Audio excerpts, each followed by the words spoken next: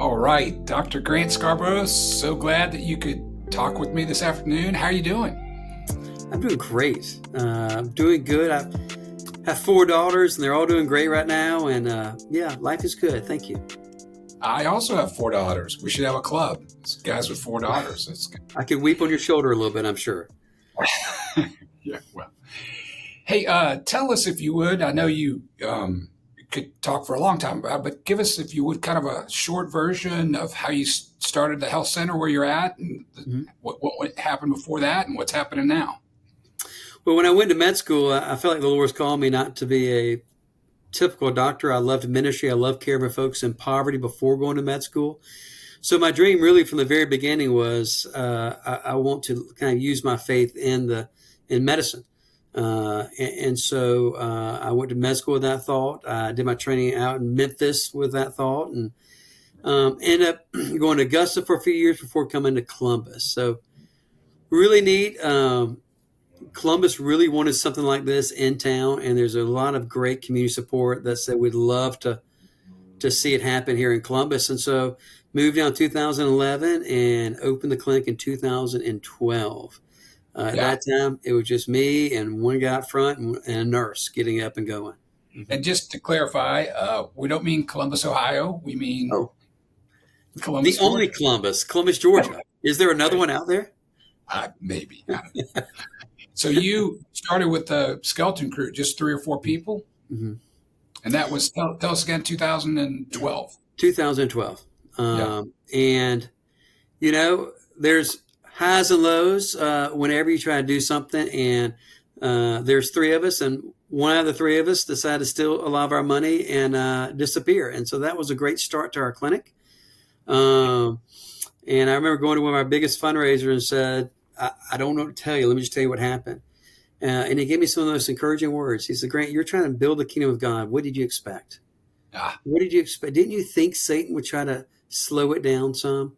And so I just was so relieved by his reaction and go, all right, Lord, I'm in a battle. And I have to realize that and be willing to, just push through it and fight through it as much as we can. And the Lord's been very gracious to us since then and allowed some growth. So we've been able to do a lot more services since 2012. Yeah. Tell us about that. You mentioned starting with just 3 or 4 people, and I imagine just a few exam rooms. Where are you at now? We did. We're now up to a staff of over 50. We have counseling, dentistry. We have a dietitian and physical therapy. We have classes. We have an urban farm, and I have like a real farmer. Like, I can't do it, but we have a guy that can really farm. And because of that, we started doing cooking classes for our patients, because many of our friends that live here didn't know maybe what a squash was, or they might not have refrigeration or power. And so to bring them in and kind of teach them, here's how to cook for a family of 4. So we're doing some cooking classes and exercising classes. And I think I said counseling, dentistry, pharmacy, are kind of all our services. So you're able to hopefully come to one place and see me, and if you need to, the dentist or counseling or something like that. And it's been a real blessing that we can kind of add all that together. Yeah, that's amazing. And that's all over a period of just really, if I do the math right, you got there in 2012, so you're in your 13th year? 13th year. Mm-hmm. Yeah. Wow. I'll be honest, I didn't plan any of it. I just was saying, I just pray, Lord, bring me the folks who want to be here. And what I'm looking for people that love Jesus, love the poor, and love to do what they do. And for instance, our physical therapist who had a chance to go back and have a great job in the military called me up and said, hey, Grant, I know you don't have physical therapy, but I love the Lord, I love the poor, and I love physical therapy. And all I could do is say, when can you start? And so we just got a great team of folks around us that's just so much fun to be with. Yeah. Yeah. I think that's one thing that, I read your book, and I've seen short clips of your work over the years, and it does seem like people really enjoy their work there. Like the clinic has kind of got a family feel to it, and there's joy in the work, and that's a culture issue. How do you feel like? How did you guys manage that? How do you manage that? I really think culture is something you have to work on every single day. And to me, that's that's like is the main guy here. It's part of my job. I go around every day almost and pat people on the back. So much so that a couple of Christmases ago, I got an award at our Christmas party, an ornament that said the best back patter award, because I go around and just encourage folks. I was told a long time ago to catch people in the act of doing good. Everybody knows when they mess up. But if I could sit there and hear someone talk on the phone and turn when they hang up, go, you know what? I love the way you care for that patient there. That was so encouraging to hear how you speak. And so really catching people in the act of doing good, really training my providers and my nurses, my leadership to say, your first ministry is to the staff and not the patient. They're here for the patients. They're going to love the patients. But their mindset is that we're going to love the staff. Scripture says they'll know we're Christians by our love for one another. That our patients will be able to see that.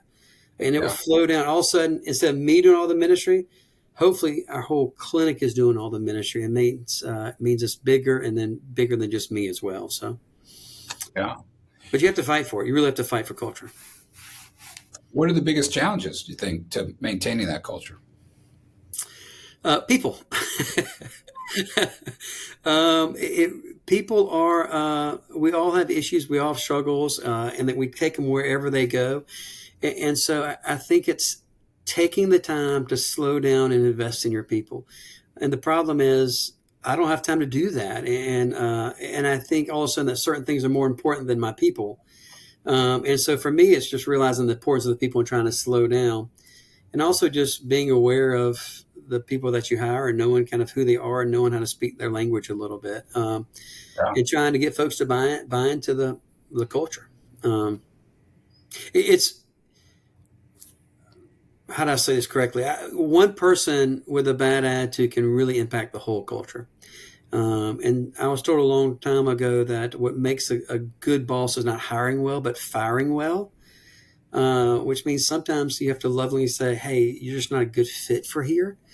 And what you realize is that people that are working hard, that buy into the culture, really appreciate it when you do that in a way to protect the culture at the same time. It's not a fun thing, but I think it's the other folks in the clinic appreciate it. For sure. Yeah. One person, as you said, can be really disruptive and can make a big difference. I think it's true in the positive too. When we make a really good hire, we see people lighten something up. But yeah, really, that's great. Hey, I know it may be hard to recall, but do you remember when you went to your very first CCHF conference? We're about a month out from this year's, and there will be several hundred people there probably who will be there for the first time. I wonder if you can remember when you were a first timer. I don't know. I really think I was probably in Augusta, Georgia. So it had to be after 2007. And it was in Nashville up at Belmont. Is that right? Belmont? That's right. We're there for 2 or 3 years. Yeah. And so I think my first conference was there. It was so fun to be on that university, and just felt so much kind of just community there. And it was set up so great. I just remember sitting down in the cafeteria eating with people. My favorite part of the conference, to be honest with you, is just being able to sit down and eat with people and hang out and get to hear their stories and realize I'm not the only one out there doing it. Sometimes I feel kind of siloed here by myself, thinking, does anybody else know what I'm going through? And so I think for me, it was being there and being with other like-minded people and realizing that we're all in this together. And then having fun. That's the other thing I remember. I remember having a lot of fun the first couple. I think we did probably two at Belmont. Yeah. It was a good time. Yeah, I think we had to leave there because we just got too big. They couldn't handle us when we got more than 300 or 400 people. But I have really fond memories of those years too, even if it meant sleeping on a dorm room mattress with plastic wrapped around. They had a great burger place right off campus. I remember that also. We used to walk to that every time. So, yeah. Well, you're going to speak to the CCHF community from the big stage Saturday morning. It's probably the largest group. You know, sometimes folks, not Saturday morning, but Friday morning. Sometimes folks don't arrive until later Thursday. But I know that we don't want to reveal everything that you have to say to our community. But have you had some thoughts about what you might be talking about that morning? Yeah, I'm honored that y'all would ask. I'm excited about getting out there and speaking. I love talking about the Lord, and it just gets me so excited. For his glory is the theme. And I really kicked around a lot. Like you can look at that phrase a couple of different ways, kind of like, what are we doing for his glory, or looking at God's glory itself? And so I really want to start looking first at God and his glory, and then eventually at our response to his glory. So I'll be using a little bit from Isaiah 40, maybe telling a couple stories about my kids. Might have a prop on stage. I got a little plan here. So, but I'm really excited. The thing I love talking about most, which I think fits really well, is like the bigness of God. And I'm excited about talking about his bigness. It's hopefully be a blessing to myself and everyone that we speak to. So thank you. Great. I love a phrase out of the book. When helping hurts, that until you realize you're just as broken as the people you help, then you won't make a big difference. And this phrase I heard a long time ago through Young Life called meet people as if you'll know them the rest of your life. And so I've just had some really neat experiences the last couple of weeks of going in and truly like patients caring for me. I went in and saw an old 80-year-old lady came in and she looked at me and she said, "Doctor, how's your daughter doing?" And I said, I got 4. Like I'm trying to think of which one she's talking about. I'm trying to ask questions to figure it out. And I finally she realized that she was talking about my youngest daughter, who 3 months beforehand I told her was struggling a little bit. And she looked at me and she said, "I want you to know I've been praying for her every day since the last time we were together." And I was just like, I hadn't been praying for her every day since the last time I've seen her. And yet she is praying for my daughter. And so I just love the privilege to enter into friendship with my patients and get to know them and have them bless me. And I get a chance to bless them and be part of their lives. It's just it's a real sweet thing to be able to have friendships at all levels. So, yeah, that's the first thing that kind of came to mind. Yeah, it's beautiful. We'd be lying if we said every encounter was like that, of course. But I think people across every encounter's like that. Yeah. Maybe your experience is different than mine. But I love what you said about that interaction. I think if we're honest, all of us who work in this community across the country, sometimes our patient encounters aren't always that positive. I wonder, how do you feel about sometimes when it doesn't go quite as well? All mine go perfect. No. No, that's good. That's and it's so easy because 1 out of 20 patients can really ruin your whole day if you're not careful. I mean, it's just that one person getting there. And I'll be honest with you, I used to get so angry when people would take advantage of me.